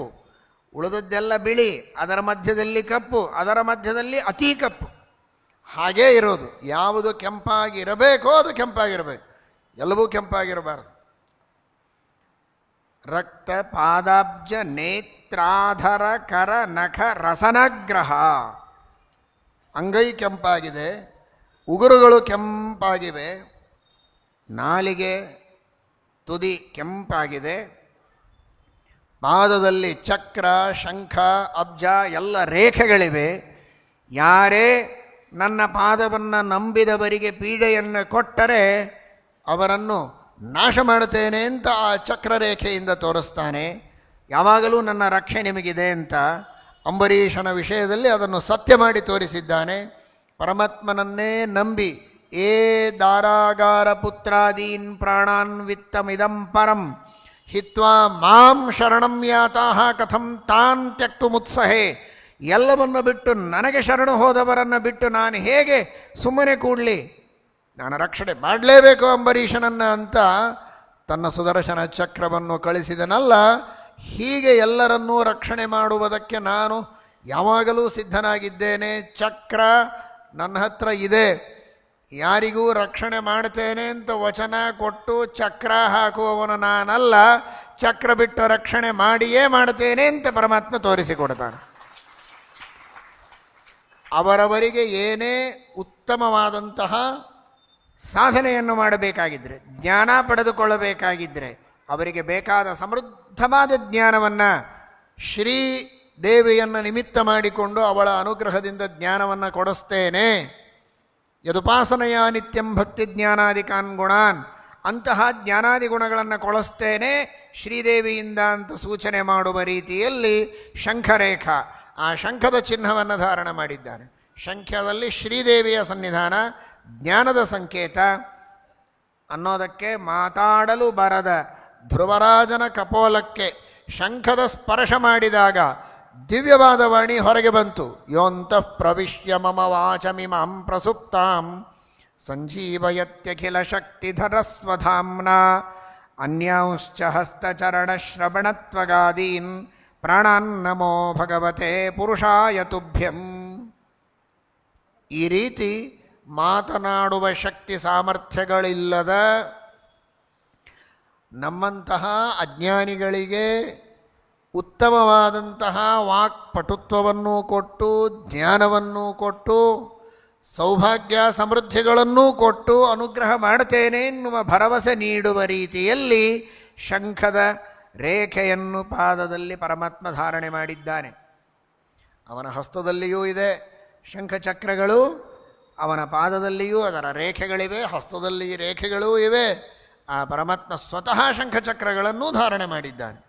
ಕಮಲವನ್ನು ಧಾರಣೆ ಮಾಡಿದ್ದಾನೆ, ಅದರ ರೇಖೆಯನ್ನು ಧಾರಣೆ ಮಾಡಿದ್ದಾನೆ. ಅದು ಐಶ್ವರ್ಯದ ಸಂಕೇತ. ಎಲ್ಲ ಐಶ್ವರ್ಯವನ್ನು, ಸಮೃದ್ಧಿಯನ್ನು, ಸಂಪತ್ತನ್ನು ಕೊಡ್ತೇನೆ ಅಂತ ಆ ಪರಮಾತ್ಮ ತೋರಿಸಿಕೊಡ್ತಾನೆ. ಇಡೀ ಜಗತ್ತನ್ನು, ಅರ್ಥಾತ್ 14 ಲೋಕಗಳ ಏನೊಂದು ಈ ಬ್ರಹ್ಮಾಂಡ ಇದೆ, ಈ ಬ್ರಹ್ಮಾಂಡದೊಳಗಿನ 14 ಲೋಕಗಳಿಗೆ ಉಪಾದಾನ ಕಾರಣವಾದಂತಹ ಪದ್ಮ ಇದು ಪರಮಾತ್ಮನ ನಾಭಿಯಿಂದ ಬಂದದ್ದು. ಏನೋ ಪದ್ಮನಾಭ ಅಂದರೆ ನೀವೆಲ್ಲ ಪದ್ಮ ನೋಡಿರ್ತೀರಲ್ಲ, ಸರೋವರದಲ್ಲಿ ಪದ್ಮ ಸಿಗತ್ತೆ, ಈಗ ಅಂಗಡಿಯಲ್ಲಿ ಸಿಗ್ತವೆ, ಅದನ್ನು ತಂದಿಟ್ಟಿರ್ತಾರೆ. ಅದನ್ನು ಚೆನ್ನಾಗಿ ಸ್ವಲ್ಪ ಕಟ್ ಮಾಡಿಕೊಂಡು ಫೆವಿಕಾಲ್ ಗೊತ್ತಲ್ಲ, ಅದನ್ನು ಹಚ್ಕೊಂಡು ಹೊಕ್ಕಳಕ್ಕೆ ಹಚ್ಕೊಂಡ್ಬಿಟ್ರೆ ನಾವು ಪದ್ಮನಾಭರು. ಶ್ರೀಹರಿ ಹೀಗಲ್ಲ, ಪರಮಾತ್ಮ ಪದ್ಮನಾಭನಾದದ್ದು ಇಂಥ ಪದ್ಮನಾಭನ ಲೋಕಪದ್ಮಂ, 14 ಲೋಕಗಳಿಗೆ ಉಪಾದಾನ ಕಾರಣವಾಗುವಂತಹ ಅತ್ಯಂತ ವಿಶಾಲವಾದಂತಹ ಅತ್ಯದ್ಭುತವಾದಂತಹ ಪದ್ಮ, ಅದು ಲೋಕಾತ್ಮಕ ಪದ್ಮ. ಪೂರ್ವದಲ್ಲಿಯೇ ಪರಮಾತ್ಮ ಲೋಕಗಳ ನಿರ್ಮಾಣವನ್ನು ಮಾಡಿದ್ದರೂ ಆ ಪದ್ಮದ ಅವಯವಗಳಿಂದ ಪುನಃ ಅದರ ಅಭಿವೃದ್ಧಿಯನ್ನು ಮಾಡಿದ ಅಂತ ತಿಳಿಸಿಕೊಡ್ತಾರೆ. ಅಂತಹ ದಿವ್ಯವಾದ ಪದ್ಮ, ಬೃಹದಾಕಾರವಾದಂತಹ ಪದ್ಮ, ಬ್ರಹ್ಮಾಂಡೋಪಾದಾನವಾದಂತಹ ಪದ್ಮ, ಅಂಥ ಪದ್ಮವನ್ನು ತನ್ನ ಉದರದಿಂದ, ತನ್ನ ನಾಭಿಕಮಲದಿಂದ ಹುಟ್ಟಿಸಿ ಅದರಿಂದ ಜಗತ್ತನ್ನು ಮಾಡಿದ. ಹಾಗಾದರೆ ದೇವರ ಉದರದಿಂದಲೇ, ನಾಭಿಯಿಂದಲೇ ಬಂದ ಪದ್ಮ ಅಂದರೆ ಅದು ದೇವರ ಸ್ವರೂಪ ಆಯಿತು. ಜಗತ್ತು ದೇವರ ಸ್ವರೂಪವೋ ಹಾಗಾದರೆ ಅಂತ ತಿಳಿಯಬೇಡಿ. ಶ್ರೀಮಟ್ಟೀಕಾಕೃತ್ಪಾದರು ಶ್ರೀಮನ್ಯಾಯ ಸುಧಾದಲ್ಲಿ ಪ್ರಕೃತ್ಯಧಿಕರಣದಲ್ಲಿ ಬ್ರಹ್ಮಾಂಡಕ್ಕೆ, ಬ್ರಹ್ಮಾಂಡದ ನಿರ್ಮಾಣಕ್ಕೆ ಬೇಕಾಗಿರುವಂತಹ ಏನೆಲ್ಲ ತತ್ವಗಳಿತ್ತೋ ಅದೆಲ್ಲವನ್ನು ಪ್ರಳಯ ಕಾಲದೊಳಗೆ ಹೊಟ್ಟೆಯೊಳಗೆ ಹಾಕಿಕೊಂಡಿದ್ದಾನೆ. ಅದೆಲ್ಲವೂ ಮಿಶ್ರವಾಗಿ ಪದ್ಮದ ರೂಪದೊಳಗೆ ಹೊರಗೆ ಬಂದದ್ದು. ಆ ಬಾಹ್ಯವಾದ ಜಡವಾದ ವಸ್ತುಗಳನ್ನೇ ಹೊಟ್ಟೆಯಲ್ಲಿ ಹಾಕಿ ಅದನ್ನು ಚೆನ್ನಾಗಿ ಮಿಕ್ಸ್ಚರ್ ಮಾಡಿ ಅದರಿಂದ ಒಂದು ವಿಶಿಷ್ಟವಾದಂತಹ ರೂಪವನ್ನು ಹೊರಗೆ ತಂದು ಪದ್ಮದ ರೂಪದಲ್ಲಿ ಅದನ್ನು ಪರಮಾತ್ಮ ಪ್ರಕಟಗೊಳಿಸಿ ಅದರಿಂದ ಬ್ರಹ್ಮಾಂಡದ ನಿರ್ಮಾಣವನ್ನು ಮಾಡುತ್ತಾನೆ. ದೇವರ ಸ್ವರೂಪದಿಂದ ಬ್ರಹ್ಮಾಂಡದ ನಿರ್ಮಾಣ ಅಲ್ಲ, ದೇವರು ನಿಮಿತ್ತ ಕಾರಣ. ಆ ಪದ್ಮ ಇದು ಉಪಾದಾನ ಕಾರಣ. ಅಂಥ ಪದ್ಮವನ್ನು ಸೃಷ್ಟಿ ಮಾಡಿದವನು ನಾನು. ಯಾವ ಲೋಕದೊಳಗೆ, ಯಾವ ಬ್ರಹ್ಮಾಂಡದೊಳಗೆ ನೀನಿದ್ದು ಭಾರಿ ಭಾರಿ ಸಾಧನೆಗಳನ್ನು ಮಾಡ್ತೇನೆ ಅಂತ ಅಹಂಕಾರದಿಂದ ಬೀಗುತ್ತೀಯಲ್ಲ, ಸ್ವಲ್ಪ ತಾಳು, ಕಂಟ್ರೋಲ್ ಮಾಡು, ಬಿ ಕೂಲ್, ಕಮ್ ಡೌನ್. ನಾನು ನಾನು ನಾನು ಅಂತನಬೇಡ. ಪದ್ಮದ ರೇಖೆಯಿಂದ ಇದನ್ನು ಸೂಚನೆ ಮಾಡುತ್ತಾನೆ ಪರಮಾತ್ಮ. ಈ ಪದ್ಮ ನೋಡು, ಈ ಪದ್ಮ ಏನು ಪದ್ಮ ಇದು, ಏನು ಕಮಲ ಇದು, ಜಗದುಪಾದಾನವಾದಂತಹ ಕಮಲ. ಈ ಕಮಲವನ್ನು ನನ್ನ ನಾಭಿಯಿಂದ ಸೃಷ್ಟಿ ಮಾಡಿದ್ದೇನೆ. ಅಂಥ ಬ್ರಹ್ಮಾಂಡದೊಳಗೆ, ಇಂಥ ದೊಡ್ಡದಾದ ಗ್ಯಾಲಕ್ಸಿ ಒಳಗೆ, ಒಂದು ಪೃಥ್ವಿಯೊಳಗೆ ಒಂದು ಸಣ್ಣ ದೇಶ, ಅದರೊಳಗಿನ ಒಂದು ಸಣ್ಣ ರಾಜ್ಯ, ಒಂದು ಊರು, ಅದರೊಳಗೆ ಒಂದು ಓಣಿ, ಅದರೊಳಗೊಂದು ಮನಿ, ಅದರೊಳಗೆ 4 ಫೀಟು, ಅಷ್ಟರೊಳಗೆ ಕೂತು ನನ್ನ ಸಮಾನ ಯಾರಿಲ್ಲ ಅಂತ ಹಾರಾಡ್ತೀಯಲ್ಲ, ನಿನ್ನ ತಲೆ.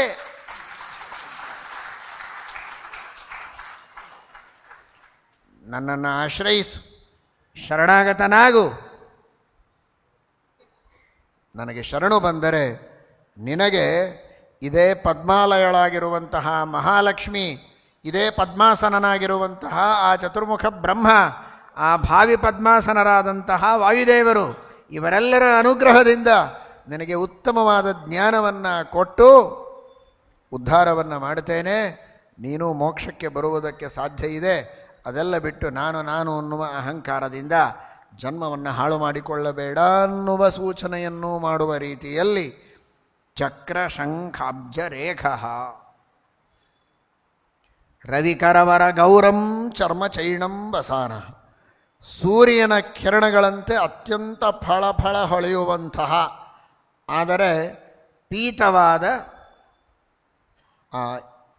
ಚರ್ಮ, ಜಿಂಕೆಯ ಚರ್ಮ.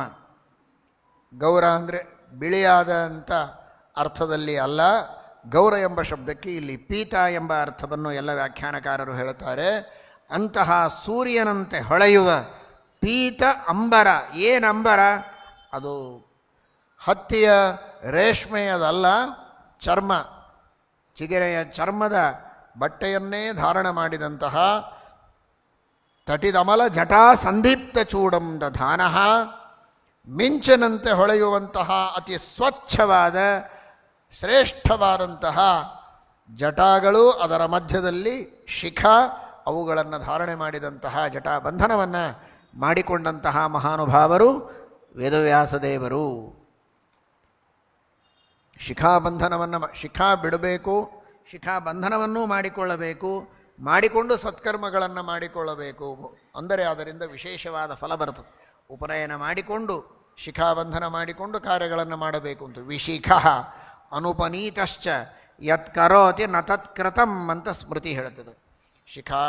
ಶಿಖಾಬಂಧನ, ಉಪನಯನಾದಿ ಸಂಸ್ಕಾರಗಳನ್ನು ಮಾಡಿಕೊಂಡು ಸಂಧ್ಯಾವಂದನಾದಿಗಳನ್ನು ಮಾಡಿ ಸತ್ಕರ್ಮಗಳನ್ನು ಮಾಡಬೇಕು ಅಂತ ಇದೆ. ಆ ಒಂದು ಲೋಕ ಶಿಕ್ಷಣಕ್ಕಾಗಿ ಪರಮಾತ್ಮ ತಾನೂ ಶಿಖಾಬಂಧನವನ್ನು ಮಾಡಿಕೊಂಡಿದ್ದಾನೆ. ವಿಸ್ತೀರ್ಣ ವಕ್ಷಾಃ ಕಮಲಾಯತಾಕ್ಷಃ ಬೃಹದ್ಭುಜಃ ಕಂಬು ಸಮಾನ ಕಂಠಃ ಸಮಸ್ತ ವೇದಾನ್ ಮುಖತಃ ಸಮುದ್ಗಿರನ್ ಅನಂತ ಚಂದ್ರಾಧಿಕ ಕಾಂತಿ ಕಾಂತಃ. ವಿಶಾಲವಾದಂತಹ ಆ ಪರಮಾತ್ಮನ ವಕ್ಷಸ್ಥಲ, ಕಮಲದಂತೆ ಕಣ್ಣುಗಳು, ಬೃಹದ್ಭುಜ. ಇದೇ ಅದ್ಭುತ ಅಂತ ಶ್ರೀಮದಾಚಾರ್ಯರು ವರ್ಣನೆ ಮಾಡ್ತಾರೆ. ಅನಂತಮಂತವದಿವ ಭುಜಯೋರಂತರಂಗತಂ. ವಿಸ್ತೀರ್ಣ ವಕ್ಷಾಹ ಅಂದರೆ ಪರಮಾತ್ಮನ ವಕ್ಷಸ್ಥಲ ಎಷ್ಟು ವಿಸ್ತೀರ್ಣವಾಗಿದೆ ಅಂತ. ಎಷ್ಟು ವಿಸ್ತೀರ್ಣವಾಗಿದೆ ಅಂದರೆ ಅನಂತವಾಗಿದೆ ಅಂತ. ಅನಂತ ಆದರೆ ಭುಜಗಳಿರಲಿಕ್ಕೆ ಸಾಧ್ಯ ಇಲ್ಲ. ಎಲ್ಲಿ ಬರಬೇಕದು ಭುಜ? ವಕ್ಷಸ್ಥಲ ಮುಗಿದ ಮೇಲೆ ತಾನೇ ಭುಜಗಳು ಬರಬೇಕು. ವಕ್ಷಸ್ಥಲ ಮುಗಿಯೋದೇ ಇಲ್ಲ ಅಂದರೆ ಭುಜ ಎಲ್ಲಿ ಬರಬೇಕು? ಇದೇ ಭಗವಂತನ ಅಚಿಂತ್ಯವಾದ ಸಾಮರ್ಥ್ಯ ಅಂತಾರೆ. ಅನಂತಂ, ಅಂತ ಇಲ್ಲ ವಕ್ಷಸ್ಥಲಕ್ಕೆ, ಆದರೂ ಅಂತ ಇದ್ದಂತೆ ತೋರಿಸ್ತಾನೆ. ಅಂತವದಿವ ಭುಜಯೋರ್ ಅಂತರಂಗತಂ, ಎರಡು ಭುಜಗಳ ಮಧ್ಯದಲ್ಲಿ ಸೇರಿಕೊಂಡಿದೆ, ಆದರೆ ಅದಕ್ಕೆ ಅಂತ ಇಲ್ಲ. ಅಂದರೆ ಭುಜ ಇದ್ದಲ್ಲಿಯೂ ವಕ್ಷಸ್ಥಲ ಇದೆ, ಮುಂದೂ ಇದೆ, ಆದರೆ ಭುಜಗಳು ಕಾಣಿಸ್ತವೆ. ವಕ್ಷಸ್ಥಲ ಇಲ್ಲಿ ಮುಗಿದಂತೆ ಅನಿಸುತ್ತೆ ನೋಡುವವರಿಗೆ, ಸುಳ್ಳಲ್ಲ. ಹಾಗಾದರೆ ಸುಳ್ಳು ತೋರಿಸ್ತಾನೆ ಅಂತ ತಿಳ್ಕೋಬೇಡಿ. ಭಾಗವತ ತಾತ್ಪರ್ಯದಲ್ಲಿ ತೃತೀಯ ಸ್ಕಂಧದಲ್ಲಿ ಶ್ರೀಮದಾಚಾರ್ಯರು ಹೇಳುತ್ತಾರೆ, ದೇವರಿಗೆ ಗುಣಗಳ ಅಂತ ಇಲ್ಲ, ತಿಳಿದರೆ ತಪ್ಪು, ಅದು ಭ್ರಾಂತಿ. ಕಾಲದ ಅಂತ ಇಲ್ಲ, ತಿಳಿದರೆ ತಪ್ಪು, ಅದು ಭ್ರಾಂತಿ. ದೇಶತಃ ಪರಿಚ್ಛೇದ ಇದೇ ಇಲ್ಲ, ಎರಡೂ ಸತ್ಯ ಅಂತಾರೆ. ಯಾಕೆ ಅಂದರೆ ಯೋಗಿಗಳಿಗೂ ಜ್ಞಾನಿಗಳಿಗೂ ಪರಮಾತ್ಮ ಇಲ್ಲಿದ್ದಾನೆ, ಬದರಿಯಲ್ಲಿದ್ದಾನೆ, ದ್ವಾರಕೆಗೆ ಹೋದ, ದ್ವಾರಕೆಯಿಂದ ಬಂದ, ಮಥುರೆಗೆ ಬಂದ, ಹೀಗೆಲ್ಲ ಶಾಸ್ತ್ರಗಳಲ್ಲಿ ವ್ಯವಹಾರ ಇದೆ. ಆ ಎಲ್ಲ ವ್ಯವಹಾರಗಳು ತಪ್ಪಾಗಬಾರದು. ಆ ಎಲ್ಲ ವ್ಯವಹಾರಗಳನ್ನು ಪ್ರಮಾಣ ಅಂತ ಮಾಡುವುದಕ್ಕೆ, ಯೋಗಿಗಳ ಜ್ಞಾನವನ್ನು ಪ್ರಮಾಣ ಅಂತ ಮಾಡುವುದಕ್ಕೆ ಅಪರಿಚ್ಛಿನ್ನನಾದ ಪರಮಾತ್ಮನು ದೇಶದೊಳಗೆ ತನಗೆ ಅಂತ ಇದ್ದಂತೆ ಪರಮಾತ್ಮ ತೋರಿಸ್ತಾನೆ. ಆದರೆ ಅದು ಸುಳ್ಳಲ್ಲ, ಸತ್ಯ ಅಂತ ಶ್ರೀಮದಾಚಾರ್ಯರು ಭಾಗವತ ತಾತ್ಪರ್ಯದಲ್ಲಿ ತಿಳಿಸ್ತಾರೆ. ಅದಕ್ಕಾಗಿ ಅನಂತಂ ಅಂತವದಿವ ಭುಜಯೋರಂತರಂಗತಂ, ಅಷ್ಟು ವಿಸ್ತೀರ್ಣವಾದಂತಹ ವಕ್ಷಸ್ಥಲ ಆ ವೇದವ್ಯಾಸದೇವರ ವಕ್ಷಸ್ಥಲ. ಬರೀ ನೋಡೋದಕ್ಕೆ ವಿಶಾಲವಾದ ವಕ್ಷಸ್ಥಲ ಅಲ್ಲ, ಹೃದಯ ಅಷ್ಟು ವಿಶಾಲವಾಗಿದೆ. ಅವನ ದಯೆ, ಅವನ ಕಾರುಣ್ಯ ಅಷ್ಟು ವಿಸ್ತೀರ್ಣವಾಗಿದೆ ಅಂತ ಅರ್ಥ. ಅವರ ವಿಶಾಲ ಹೃದಯ ಅವರದು. ಏನು ತಪ್ಪು ಮಾಡಿದರೂ ಎಲ್ಲ ಸಹನೆ ಮಾಡಿಕೊಳ್ತಾರೆ ಅಂತಾರಲ್ಲ. ಇನ್ನು ಭಗವಾನ್ ಕ್ಷಮಾಬ್ಧಿ ಅಂತಾರೆ ಸುಮಧ್ವ ವಿಷಯದಲ್ಲಿ. ಸವ್ಯಾಸರೂಪೋ ಭಗವಾನ್ ಕ್ಷಮಾಬ್ಧಿ, ಕ್ಷಮಾಸಾಗರರು ವೇದವ್ಯಾಸದೇವರು ಅಂತ. ವಿಸ್ತೀರ್ಣ ವಕ್ಷ, ಅಷ್ಟು ವಿಶಾಲ ಹೃದಯ ಅವರು. ಯಾರೇ ಏನೇ ತಪ್ಪು ಮಾಡಿದರೆ ಸುಟ್ಟು ಬೂದಿ ಮಾಡುವಷ್ಟು ಸಾಮರ್ಥ್ಯ ವೇದವ್ಯಾಸದೇವರಿಗಿದೆ. ಜ್ಞಾನಿಗಳಿಗೆ ಆ ಸಾಮರ್ಥ್ಯ ಇರುತ್ತದೆ, ಇನ್ನು ವೇದವ್ಯಾಸದೇವರಿಗೆ. ದ್ರೌಪದಿ ದೇವಿಯ ಬಗ್ಗೆ ಮಹಾಭಾರತದಲ್ಲಿ ಹೇಳ್ತಾರೆ. ಕೌರವರ ಪಾಂಡವರ ಯುದ್ಧ, ಆ 18 ಅಕ್ಷೋಹಿಣಿ ಸೈನ್ಯ ಬೇಕೇ ಆಗಿರಲಿಲ್ಲ. ಒಂದು ಕುಡಿನೋಟ ದ್ರೌಪದಿ ದೇವಿಯದು ಸಾಕಾಗಿತ್ತು ಕೌರವರನ್ನು ಭಸ್ಮ ಮಾಡಿ ಹಾಕಲಿಕ್ಕೆ. ಭಗವತ್ ಸಂಕಲ್ಪ ಇಲ್ಲ ಅನ್ನುವುದಕ್ಕೆ ಕ್ಷಮಾ ಮಾಡಿದ್ದಾಳೆ. ಭೀಮಸೇನ ದೇವರು ಕ್ಷಮಾ ಮಾಡಿದ್ದಾರೆ. ಅವರಿಗಿಷ್ಟೆಲ್ಲ ಯುದ್ಧ ಝಟಾಪಟಿ ಬೇಕಾಗಿರಲಿಲ್ಲ, ಒಂದು ಕ್ಷಣ ಸಾಕಾಗಿತ್ತು. ಹೀಗಿರುವಾಗ ವೇದವ್ಯಾಸ ದೇವರ ಬಗ್ಗೆ ಕೇಳಬೇಕೇ? ಎಷ್ಟು ಜನ ದ್ರೋಹಿಗಳು, ಎಷ್ಟು ಜನ ಅಸುರರು, ಎಷ್ಟು ಜನ ರಾಕ್ಷಸರು, ಭಗವಂತನ ದ್ರೋಹ ಮಾಡುವವರು ಪ್ರಪಂಚದೊಳಗೆ ಎಷ್ಟು ಜನ ಇದ್ದಾರೆ. ದೈತ್ಯ ರಕ್ಷ ಪಿಶಾಚಕಾಹ ಅಂತ ತಮೋಯೋಗ್ಯರನ್ನು ತತ್ವಸಂಖ್ಯಾನದಲ್ಲಿ ಹೇಳುವಾಗ ಹೇಳ್ತಾರಲ್ಲ, ಎಷ್ಟು ಜನ ದೈತ್ಯರು, ಪಿಶಾಚರು, ರಾಕ್ಷಸರು ಅವರೆಲ್ಲ ಇದ್ದಾರೆ. ಇವರಿಗೆಲ್ಲ ಸ್ಥಳ ಕೊಟ್ಟವರು ಯಾರು? ವಾಸನಾದ್ ವಾಸುದೇವೋಸಿ ವಾಸಿತಂತೆ ಜಗತ್ರಯಂ ಸರ್ವಭೂತ ನಿವಾಸೋಸಿ ವಾಸುದೇವ ನಮೋಸ್ತುತೆ. ಇವರಿಗೆಲ್ಲ ಪ್ಲಾಟ್ಗಳನ್ನು ಅಲಾಟ್ ಮಾಡಿದವನೇ ಪರಮಾತ್ಮ. ಅವರವರಿಗೆ ಬೇರೆ ಲೋಕಗಳನ್ನೇ ಕೊಟ್ಟಿದ್ದಾನೆ. ಒಂದೊಂದು ಲೋಕವೇ ನಿಮಗಿರಲಿ ಅಂತ. ಅಂತಹ ಲೋಕಗಳನ್ನೇ ಕೊಟ್ಟ ಲೋಕೇಶ ನಮ್ಮ ಪರಮಾತ್ಮ. ಅವರು ಯಾರು? ದೇವರನ್ನು ಮುಂಜಾನೆಯಿಂದ ರಾತ್ರಿವರೆಗೆ ಬೈಯೋದೇ ಅವರ ಕೆಲಸ, ದೇವರ ದ್ರೋಹ ಮಾಡೋದೇ ಅವರ ಕೆಲಸ, ನಿಂದೆ ಮಾಡೋದೇ ಅವರ ಕೆಲಸ. ಅವರಿಗಾಗಿ ಲೋಕಗಳನ್ನು ಕೊಟ್ಟಿದ್ದಾನೆ, ಅವರಿಗೆ ಭೋಗ್ಯ ವಸ್ತುಗಳನ್ನು ಕೊಟ್ಟಿದ್ದಾನೆ, ರತ್ನಗಳನ್ನು ಕೊಟ್ಟಿದ್ದಾನೆ, ಮುತ್ತರತ್ನಗಳು ಬೇಕಾದಷ್ಟಿವೆ, ಭಾಗವತದಲ್ಲಿ ವರ್ಣನೆ ಬರ್ತದೆ. ಇಷ್ಟೆಲ್ಲ ಅವರಿಗೆ ಕೊಟ್ಟಿದ್ದಾನೆ. ಇನ್ನು ದೇಹ, ಇಂದ್ರಿಯ, ಮನಸ್ಸು, ಶ್ವಾಸೋಚ್ಛ್ವಾಸಾದಿಗಳಂತೂ ಸರಿನೇ ಸರಿ, ಎಲ್ಲವನ್ನ ಕೊಡ್ತಾನೆ. ಮತ್ತು ಇದಕ್ಕಿಂತ ವಿಶಾಲ ಹೃದಯ ಅಂದರೆ ಇನ್ನೇನು ಹೇಳಬೇಕಿನ್ನು? ಇಂಥ ವಿಶಾಲ ಹೃದಯ ಪರಮಾತ್ಮನದು. ವಿಸ್ತೀರ್ಣ ವಕ್ಷಾಹ. ಇದು ಇನ್ ಜನರಲ್ ಆಗಿ ಒಟ್ಟಾರೆ ಭಗವಂತನ ಬಗ್ಗೆ, ಅದರಲ್ಲಿಯೂ ವಿಶೇಷವಾಗಿ ವೇದವ್ಯಾಸ ದೇವರಿಗೆ. ಎದ್ದು ನಿಂತು ನೀವು ಪ್ರವಚನ ಮಾಡ್ತೀರ, ಚೆನ್ನಾಗಿ ಪ್ರವಚನ ಮಾಡ್ತೀರಿ. ಎಷ್ಟು ಚೆನ್ನಾಗಿ ಇಲ್ಲೆಲ್ಲ ಕಾರ್ಯಕ್ರಮ ನಡೀತಾ ಇದೆ. ನೀವೆಲ್ಲ ಬಹಳ ಒಳ್ಳೆಯ ಸೇವೆಯನ್ನು ಮಾಡ್ತಾ ಇದ್ದೀರಿ. ನೀವು ಮಾಡುವಂತಹ ಒಂದೊಂದು ಸೇವೆಯೂ ಅಷ್ಟು ಉತ್ತಮವಾದದ್ದು ಅಂತ ಇಲ್ಲಿ ಕುಳಿತವರನ್ನೆಲ್ಲ ಚೆನ್ನಾಗಿ ಒಬ್ಬ ಆಚಾರ್ಯರು ಚೆನ್ನಾಗಿ ವರ್ಣನೆ ಮಾಡ್ತಾರೆ. ಅವರ ಪ್ರವಚನ ಮುಗಿದ ತಕ್ಷಣ ಇನ್ನೊಬ್ಬರು ಹೇಳ್ತಾರೆ, ಏನು ಹೇಳಿದರು ಇಷ್ಟೊತ್ತು ಈ ಆಚಾರ್ಯರು ಅಂದರೆ, ನೀವು ಯಾರೂ ಸೇವೆನೇ ಮಾಡೋದಿಲ್ಲ, ನಿಮಗೆ ಯಾರಿಗೂ ಬುದ್ಧಿನೂ ಇಲ್ಲ, ನೀವೆಲ್ಲರೂ ಕಳ್ಳರು, ನೀವು ಬರೀ ಸುಳ್ಳು ಮಾತನಾಡುವವರು ಅಂತ ಹೇಳ್ತಾರೆ ಅಂತ ಹೇಳಿಬಿಟ್ರೆ ಏನು ಗತಿ ಅವರದು? ಎಷ್ಟು ಸಿಟ್ಟು ಬರ್ತದೆ. ನಾವು ಎಲ್ಲರೂ ಒಳ್ಳೆಯವರು, ಬಹಳ ಸೇವೆ ಮಾಡಿದ್ದಾರೆ, ಬಹಳ ಉತ್ತಮರು ಅಂತ ನಾವು ಹೇಳಿದರೆ ಅದಕ್ಕೆ ವಿಪರೀತವಾಗಿ ನೀವು ವ್ಯಾಖ್ಯಾನ ಮಾಡ್ತೀರಲ್ಲಪ್ಪ ಅಂತ ಸಾಮಾನ್ಯರಾಗಿದ್ದರೆ ನೊಂದುಕೊಂಡು ಸುಮ್ಮನೆ ಕೊಡ್ತಾರೆ, ಸಮರ್ಥರಾಗಿದ್ದರೆ ಜಗಳಕ್ಕೆ ಬರ್ತಾರೆ, ತರಾಟೆಗೆ ತೆಗೆದುಕೊಳ್ತಾರೆ. ಭಾರೀ ಸಮರ್ಥರಾಗಿದ್ದರೆ ಎರಡು ಕಪಾಳಕ್ಕೇನೆ. ದೇವರಿಗೇನು ಸಾಮರ್ಥ್ಯ ಕಡಿಮೆ ಇದೆ? ಸ್ವತಂತ್ರ, ಸರ್ವೋತ್ತಮ, ಸರ್ವಶಕ್ತ, ಅನಂತ ಶಕ್ತಿರ್ಜಗದೀಶ್ವರೇಶ್ವರ. ಅನಂತ ಶಕ್ತಿ ಇದೆ ಪರಮಾತ್ಮನಿಗೆ.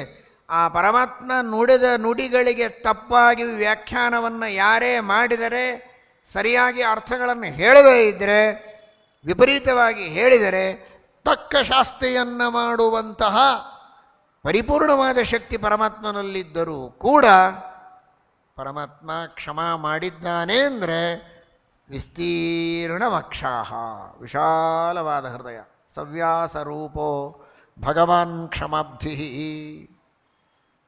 ಅಂತಹ ಪರಮಾತ್ಮನ ಅದ್ಭುತ. ಹಾಗಾದರೆ ಭಾಳ ವಿಶಾಲ ಹೃದಯ ಇದೆ ದೇವರದು.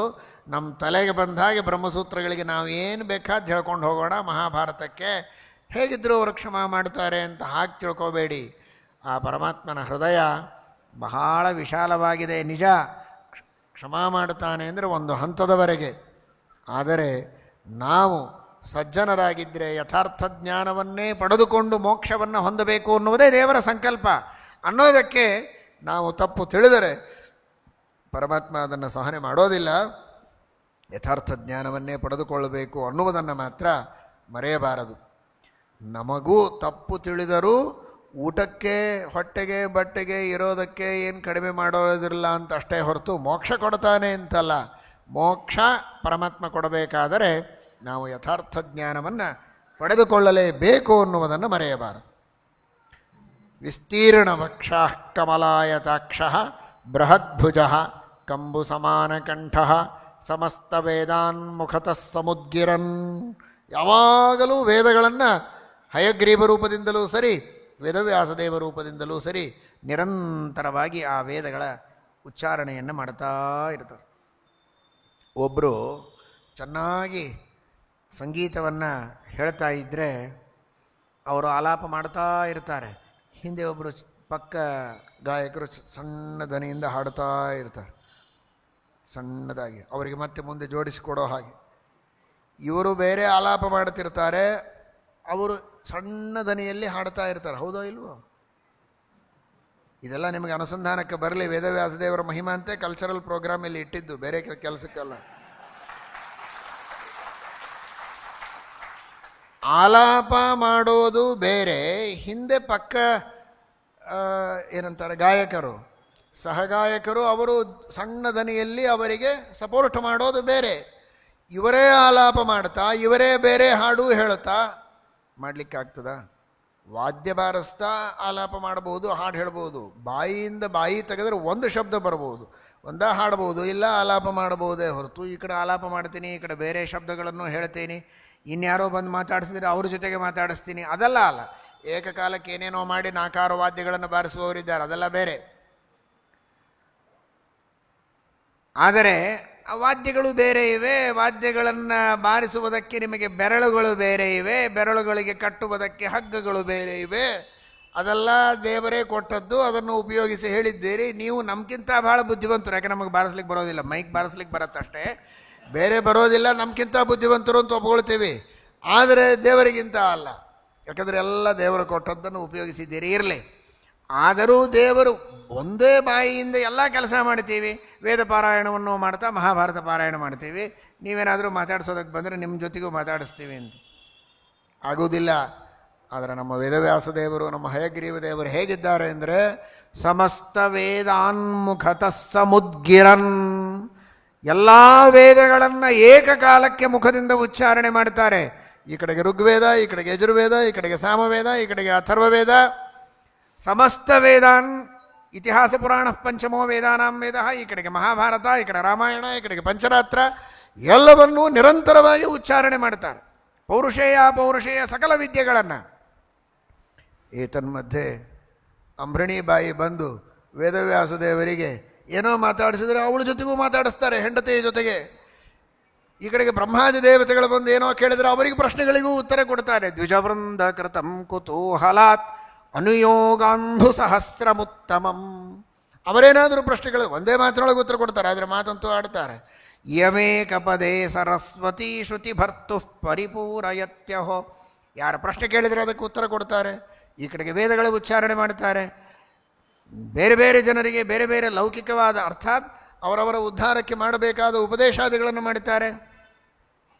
ಆದರೆ ಏಕಕಾಲಕ್ಕೆ ಎಲ್ಲವನ್ನೂ ಒಬ್ಬ ವ್ಯಕ್ತಿ ಒಂದೇ ಮುಖದಿಂದ ಹೇಗೆ ಮಾಡಲಿಕ್ಕೆ ಸಾಧ್ಯ? ಅದಕ್ಕೆ ಆ ಪರಮಾತ್ಮ ಬರೀ ವ್ಯಕ್ತಿ ಅಲ್ಲ, ಅನಂತ ಶಕ್ತಿರ್ಜಗದೀಶ್ವರೇಶ್ವರ, ಸಮಸ್ತ ದೋಷಾತಿ ವಿದೂರ ವಿಗ್ರಹ. ಅಂಥ ಅನಂತ ಶಕ್ತಿ ಸಂಪನ್ನನಾದವನು ಪರಮಾತ್ಮ. ಹಯಗ್ರೀವ ರೂಪಿಯಾದ ಪರಮಾತ್ಮನು ಹಾಗೆ. ಮತ್ತೆ ಮುಂದೆ ಕೇಳ್ತೀರಿ, ಸಮಸ್ತ ವೇದಾನ್ ಮುಖತಃ ಸಮುದ್ಗಿರನ್, ಅನಂತ ಚಂದ್ರರಿಗಿಂತಲೂ ಮೀರಿದ ಶಾಂತವಾದಂತಹ ತಾಂತರಾದ ಜನರ ಎಲ್ಲ ಕಷ್ಟಗಳನ್ನು ತಾಪಗಳನ್ನು ಪರಿಹಾರ ಮಾಡುವಂತಹ ಪರಮಾತ್ಮನ ಕಾಂತಿ. ಒಂದು ಕೈಯಲ್ಲಿ ಜ್ಞಾನ ಮುದ್ರಾ, ಒಂದು ಕೈಯಲ್ಲಿ ಅಭಯ ಮುದ್ರಾ. ಪ್ರಬೋಧ ಮುದ್ರಾಭಯ ದೋರ್ದ್ವಯಾಂಕಿತ ಯಜ್ಞೋಪವೀತಾ ಜನ ಮೇಖಲೋಲ್ಲಸಂ ದೃಶಾ ಮಹಾಜ್ಞಾನ ಭುಜಂಗ ದಷ್ಟಂ ಉಜ್ಜೀವಯಾನೋ ಜಗದ್ ಅತ್ಯರೋಚಯತ್. ಅಜ್ಞಾನವೆಂಬ ಸರ್ಪದಿಂದ ದಷ್ಟರಾದವರು, ಕಚ್ಚಿಸಿಕೊಂಡವರು, ವಿಷದ ಬಾಧೆಯಿಂದ ಒದ್ದಾಡುವವರು, ಅಂತಹ ಅಜ್ಞಾನ ಮಿಥ್ಯಾಜ್ಞಾನ ಸಂಶಯಗಳಿಂದ ಒದ್ದಾಡುವ ಜನರನ್ನು ಉಜ್ಜೀವನ ಮಾಡುವುದಕ್ಕಾಗಿ. ಯಾವುದರಿಂದ ಉಜ್ಜೀವನ? ಕೇವಲ ತನ್ನ ಕೃಪಾ ದೃಷ್ಟಿಯಿಂದ ಅವರನ್ನು ಉಜ್ಜೀವನ ಮಾಡೋದಕ್ಕೆ. ಕೃಪಾ ದೃಷ್ಟಿಯನ್ನು ಬೀರಿ ಅವರಿಗೆ ಜ್ಞಾನಾಮೃತವನ್ನು ಉಡಿಸಿ ಯಾವುದೇ ವಿಷದ ಬಾಧೆಯಾಗದೇ ಇರುವಂತೆ ಅವರನ್ನು ರಕ್ಷಣೆ ಮಾಡುವುದಕ್ಕೋಸ್ಕರ ಪರಮಾತ್ಮ ಎಲ್ಲರ ಮೇಲೆ, ಸಜ್ಜನರ ಮೇಲೆ ತನ್ನ ಕೃಪಾದೃಷ್ಟಿಯನ್ನು ಬೀರುತ್ತಾನೆ. ಜ್ಞಾನದ ದೃಷ್ಟಿಯನ್ನು ಕೊಟ್ಟು ಉದ್ಧಾರ ಮಾಡುತ್ತಾನೆ ಪರಮಾತ್ಮ. ಅಂತಹ ಪರಮಾತ್ಮ ಇಲ್ಲಿ ಪ್ರಾದುರ್ಭೂತನಾಗಿದ್ದಾನೆ. ಪರಮಾತ್ಮನಿಗೇನು, ಅವನೇನು ಅಧ್ಯಯನ ಮಾಡಬೇಕಾ, ಅವನಿಗೇನು ಸಂಸ್ಕಾರ ಆಗಬೇಕಾ, ಉಪನಯನ ಮಾಡಿಕೊಳ್ಬೇಕಾ? ವೇದಾಧ್ಯಯನ ಮಾಡುವುದಕ್ಕೆ ಗುರುಗಳ ಹತ್ತಿರ ಹೋಗಬೇಕು ಅನ್ನುವುದಕ್ಕೆ ಉಪನಯನ ಸಂಸ್ಕಾರ ಬೇಕು. ಆದರೆ ಸ ಲೋಕಧರ್ಮಾಭಿರಿರಕ್ಷಯ ಯದ್ಯದಾಚರತಿ ಶ್ರೇಷ್ಠ ತತ್ವದೇವೇತರೋ ಜನಃ ಅನ್ನುವುದಕ್ಕೆ ದೇವರು ಉಪನಯನವನ್ನು ಮಾಡಿಕೊಂಡ್ರೆ ಮುಂದಿನವರು ಮಾಡಿಕೊಳ್ತಾರೆ. ಅದಕ್ಕಾಗಿ ತಾನೂ ಉಪನಯನ ಸಂಸ್ಕಾರವನ್ನು ಪರಾಶರರಿಂದ ಮಾಡಿಸಿಕೊಂಡಿದ್ದಾರೆ ಪರಮಾತ್ಮ. ಇದು 9 ತಿಂಗಳು ಧಾರಣೆ ಮಾಡಿ ನಿಧಾನವಾಗಿ ಗರ್ಭಧಾರಣೆಯಾಗಿ ಹುಟ್ಟಿ ಕ್ರಮವಾಗಿ ಬೆಳೆದು ಹಾಗೆಲ್ಲ ಆಗಿಲ್ಲ. ಯಾವ ರೀತಿ ಪರಮಾತ್ಮ ಕೃಷ್ಣನಾಗಿ ಅವತಾರ ಮಾಡುವಾಗಲೂ ಸರ್ವಾಭರಣ ಭೂಷಿತನಾಗೇನೆ ಅವತಾರ ಮಾಡಿದ, ಆಮೇಲೆ ಶಿಶುವಾಗಿ ತೋರಿಸಿದ. ಇಲ್ಲಿ ಇವರು ಶಿಶುವಾಗಿ ತೋರಿಸಲಿಕ್ಕೂ ಹೋಗಲಿಲ್ಲ, ಹಾಗೇ ಪ್ರಾದುರ್ಭೂತರಾಗಿದ್ದಾರೆ. ಕೂಡಲೇ ಸತ್ಯವತಿ ದೇವಿಯಿಂದ ಉಪನಯನದ ಸಂಸ್ಕಾರವನ್ನು ಮಾಡಬೇಕಾಗಿದ್ದಾರೆ. ನಿಮಿತ್ತ ಮಾತ್ರಕ್ಕೆ ಉಪನಯನ ಸಂಸ್ಕಾರವನ್ನು ಮಾಡಿದ್ದಾರೆ. ಆ ಎಲ್ಲ ವೇದಗಳಿಗೆ ಪಾವಿತ್ರ್ಯ ಬಂತು. ಗಾಯತ್ರಿ ಪ್ರತಿಪಾದ್ಯನಾಗಿರುವಂತಹ ಗಾಯತ್ರಿ ಮುಖ್ಯಾರ್ಥನಾದ ಪರಮಾತ್ಮನ ಕಿವಿಯಲ್ಲಿ ಗಾಯತ್ರಿಯನ್ನು ಹೇಳಿದರೆ ಆ ಗಾಯತ್ರಿ ಜಪ ಮಾಡಿದ ಪರಾಶರರ ಉದ್ಧಾರ ಆಗಿ ಹೋಯಿತು. ಅವರಿಗೆ ತಾನೇ ಪರಮಾತ್ಮ ಉಪದೇಶ ಮಾಡುತ್ತಾನೆ. ಪರಾಶರರಿಗೆ ದಿವ್ಯವಾದ ಜ್ಞಾನೋಪದೇಶ ಮಾಡಿದ್ದಾನೆ. ಪಿತುರ್ದದೌ ನಿಜಂ ಜ್ಞಾನಂ, ತನ್ನ ಉತ್ತಮವಾದ ಉಪದೇಶವನ್ನು ಮಾಡಿ ಜ್ಞಾನವನ್ನು ಪರಾಶರರಿಗೆ ಕೊಟ್ಟು ಅದೇ ದೊಡ್ಡ ಅನುಗ್ರಹ ಮಾಡಿ ಅವರನ್ನು ಉದ್ಧಾರ ಮಾಡಿದ್ದಾನೆ ಪರಮಾತ್ಮ. ಇಬ್ಬರಿಗೂ ಹೇಳಿದ್ದಾನೆ, ಸತ್ಯವತಿ ಪರಾಶರರಿಗೆ, ನಾನು ಅವತಾರ ಮಾಡಿದ್ದು ನಿಮ್ಮ ತಪಸ್ಸಿಗೆ ಮೆಚ್ಚಿ ನಿಮ್ಮ ಮೂಲಕ ಅವತಾರ ಮಾಡಬೇಕು ಅಂತಿತ್ತು ಮಾಡಿದ್ದೇನೆ. ಅಷ್ಟಕ್ಕೆ ನಿಮ್ಮ ತಪಸ್ಸು ನಿಮ್ಮ ವರ ಸಾರ್ಥಕವಾಯಿತು, ನೀವು ಧನ್ಯರಾಗಿದ್ದೀರಿ. ಆದರೆ ನಾನಿಲ್ಲಿ ಕೂಡೋದಿಲ್ಲ. ನಾನು ಅವತಾರ ಮಾಡಿದ್ದು ಲೋಕೋದ್ಧಾರಕ್ಕೆ, ಸಜ್ಜನರ ರಕ್ಷಣೆಗೆ, ಅಜ್ಞಾನದಿಂದ ತಪ್ತರಾದ ಜನರನ್ನು ಉದ್ಧಾರ ಮಾಡುವುದಕ್ಕೆ, ಜ್ಞಾನ ಕೊಡುವುದಕ್ಕೆ ನಾನು ಅವತಾರ ಮಾಡಿದ್ದು. ಜ್ಞಾನೋಪದೇಶಕ್ಕಾಗಿ ನಾನು ಹೊರಡುತ್ತೇನೆ. ಆದರೆ ಮಕ್ಕಳು ತಂದೆ ತಾಯಿಗಳ ಸೇವೆಯನ್ನು ಮಾಡಬೇಕು ಅನ್ನೋದನ್ನೂ ಲೋಕಶಿಕ್ಷಣ ಮಾಡಬೇಕಾಗಿದೆ. ಅದಕ್ಕೆ ಒಂದು ವರ ಕೊಡ್ತೇನೆ ನಿಮ್ಮಿಬ್ಬರಿಗೆ ನಾನು. ಏನದು ವರ? ಯಾವುದೇ ಸಂದರ್ಭದಲ್ಲಿ ಮನಸ್ಸಿನಲ್ಲಿ ನೆನೆಸಿದರೆ ಸಾಕು, ನಾನು ಎದುರಿಗಿರ್ತೇನೆ. ಪ್ರತ್ಯಕ್ಷ ಭಾವಂ ವರಮಾತ್ಮನೋ ದದೌ. ಇದಕ್ಕಿಂತ ದೊಡ್ಡ ವರ ಇನ್ನೇನು ಬೇಕು? ಸ್ಮರಣೆ ಮಾಡುವ ಮಾತ್ರದಿಂದ ನಿಮಗೆ ನಾನು ಪ್ರತ್ಯಕ್ಷನಾಗಿ ನಿಮಗೇನು ಅಪೇಕ್ಷೆ ಇದೆ ಆ ಕಾರ್ಯವನ್ನು ಮಾಡಿಕೊಡ್ತೇನೆ ಅಂತ ಪರಮಾತ್ಮ ವರವನ್ನು ಕೊಟ್ಟಿದ್ದಾನೆ. ಇದು ಬಹಳ ದೊಡ್ಡದಾದಂತಹ ಅವರ ಸೌಭಾಗ್ಯ. ಅವರಿಗೆ ಆ ವರವನ್ನು ಪರಮಾತ್ಮ ಕೊಟ್ಟಿದ್ದಾನೆ. ಸ್ಮರಣ ಮಾಡೋ ಮಾತ್ರದಿಂದ ನಮಗೆ ಪ್ರತ್ಯಕ್ಷವಾಗಿ ದೇವರು ಕಾಣದಿದ್ದರೂ ಶಾಸ್ತ್ರದ ಮೂಲಕವಾಗಿ ಚೆನ್ನಾಗಿ ಆ ಭಗವಂತನ ಮಹಿಮೆಯನ್ನು ತಿಳಿದು ನಮ್ಮ ಎಲ್ಲ ಕಷ್ಟಗಳನ್ನು, ಅಜ್ಞಾನಾದಿ ದೋಷಗಳನ್ನು ಪರಿಹಾರ ಮಾಡಿಕೊಳ್ಳುವುದಕ್ಕೆ ಇವತ್ತಿಗೂ ಸಾಧ್ಯ ಇದೆ. ಸಂಸ್ಮೃತಿ ಮಾತ್ರತಃ ನಾವೇನು ಹೆಚ್ಚು ತಪಸ್ಸು ಮಾಡಬೇಕಾಗಿಲ್ಲ. ಆದರೆ ಸ್ಮರಣೆ ಮಾಡೋ ಮಾತ್ರದಿಂದ ನಮ್ಮ ಅಜ್ಞಾನವನ್ನು ಪರಿಹಾರ ಮಾಡಿ ಶಾಸ್ತ್ರಗಳನ್ನು ಓದುವ ಸೌಭಾಗ್ಯವನ್ನು ಕೊಟ್ಟು ಶಾಸ್ತ್ರದ ಮೂಲಕವಾಗಿ ತನ್ನ ದರ್ಶನವನ್ನು ನಮಗೆ ಪರಮಾತ್ಮ ಮಾಡಿಸಿಕೊಡ್ತಾನೆ ಎನ್ನುವುದನ್ನು ನಾವು ಮರೆಯಬಾರದು.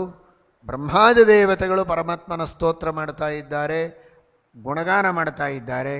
ಅವರೆಲ್ಲರನ್ನು ಕರೆದುಕೊಂಡು ಪರಮಾತ್ಮ ಮೇರು ಪರ್ವತಕ್ಕೆ ಹೋಗಿ ಆ ಮೇರು ಪರ್ವತದಲ್ಲಿ ಎಲ್ಲರಿಗೆ ತತ್ವೋಪದೇಶವನ್ನು, ಜ್ಞಾನೋಪದೇಶವನ್ನು ಪರಮಾತ್ಮ ಮಾಡಿದ್ದಾನೆ ಎಂಬ ವಿಷಯವನ್ನು ಇಲ್ಲಿ ತಿಳಿಸ್ತಾ ಇದ್ದಾರೆ.